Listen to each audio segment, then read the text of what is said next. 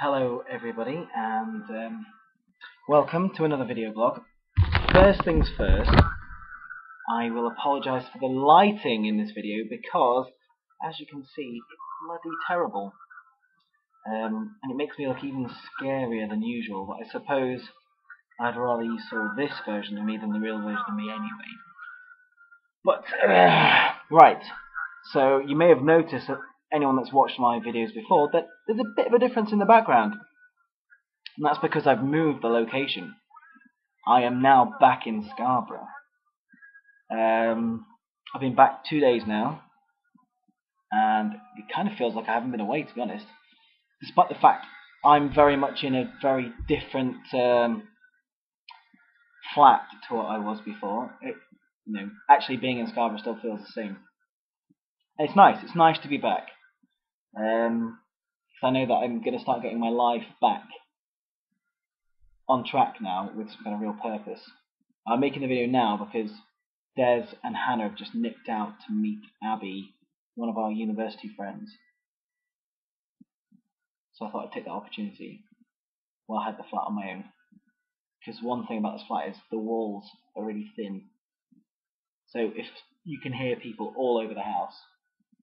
I was swearing it to my laptop yesterday while playing Football Manager. I was down here, and they were upstairs in the bedrooms, and they could hear me swearing at the laptop. So, I thought I'd take this opportunity now to make this video. So what have I been up to since last time I spoke to you? Well, on Thursday, I went through to Lincoln with my sister's ex-boyfriend, and we met some of my Tumblr followers and people that I follow. Just two of them, but so it was only sort of a miniature meetup kind of thing. And we went for a few drinks. Didn't exactly go to plan. One of them was still hungover from the night before, which means that she ended up being quite ill and having to leave early. Of course, when one of them leaves, the other one leaves. That left Luke and I by ourselves. I think I've mentioned Luke a few times now. And sometimes after a while, conversation with Luke starts to run dry. Thankfully, the music in that place was far too loud to even bother with conversation, so that wasn't really an issue. So we had a few more drinks and we had a bit of a dance, and it wasn't a bad night. Although I made the silly mistake of texting she who shall not be named, because I was in a club. It's literally 5-10 minutes at most walk from her house. And when Luke asked me about her, it brought her to mind, and I made the mistake of texting her then. Yeah, that was stupid, I know.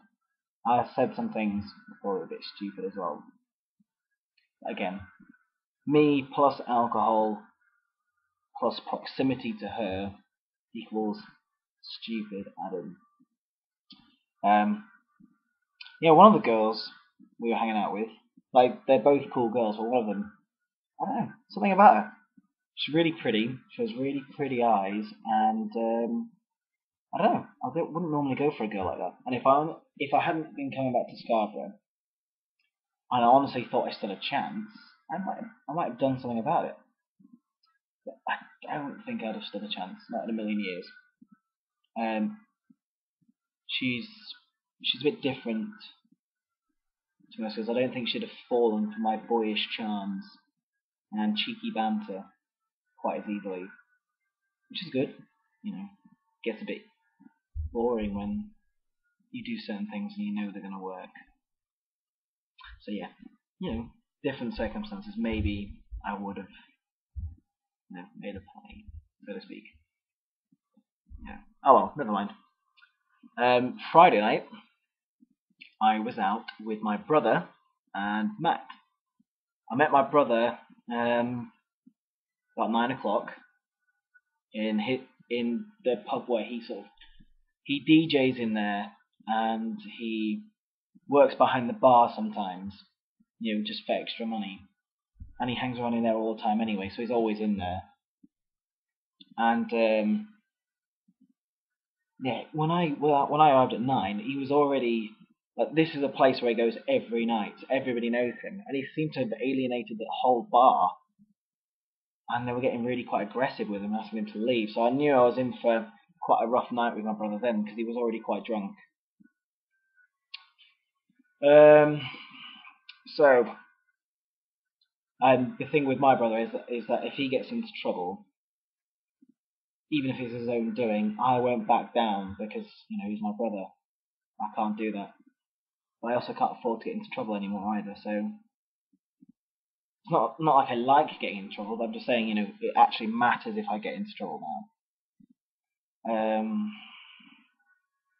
Thankfully, it didn't get into any trouble, although it came close a couple of times in one of the first pubs we went in, just because a couple of the local gypsies, jippos, travellers, whatever you want to call them, although I think they're from that kind of culture, but I don't think they're actually travellers. I think the youngest ones, especially, like the ones my age and younger, have always been, they're here, so, yeah, but whatever.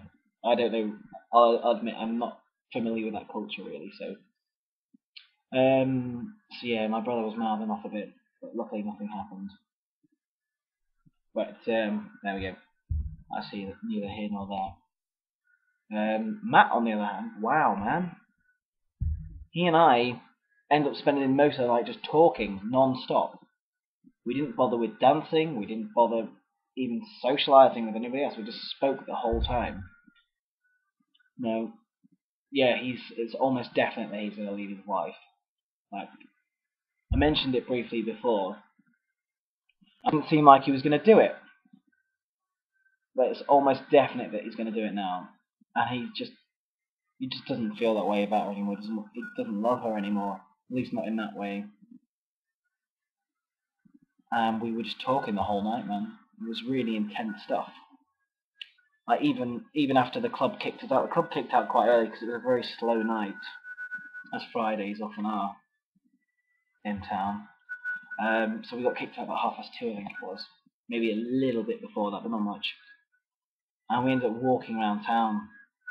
And it must have been nearly 4 o'clock before I got him home. And then I walked home after that. It was a good night, I enjoyed it.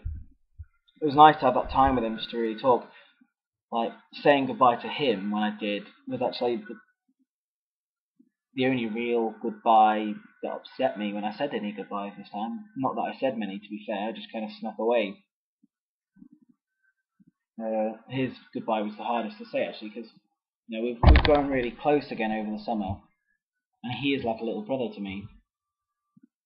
I know he's going through a tough time at the moment, and I don't like knowing that, and I'm not being there for him. But, you know, he's going in the army come the new year, and he's going to try and pay a visit up to Scarborough before Christmas, and I hope to get back down to the Shire before then as well to see him and his family. So, I don't know, we'll see how it goes. Yeah, so Friday night was quite intense. It was one of those sort of like really intense emotional nights. I think the alcohol had really fueled that as well. So, yeah, it was good. Saturday, fucking hell. Excuse my French. I had to be up early because I was coming back to Scarborough. I hadn't gone to bed. I got less than 2 hours sleep, and it was alcohol-fueled sleep.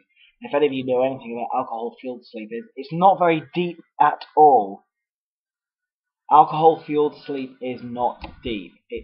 That's why you can sleep for 12 hours after you've been wasted, and it won't have even felt like you've slept. Because, you know, it's just not the same kind of sleep. So yeah, I was really tired all Saturday, and we live on the top floor of this flat. And it's not a huge building. Well, it's actually an old, like, townhouse kind of thing. It's not huge, but it's big enough.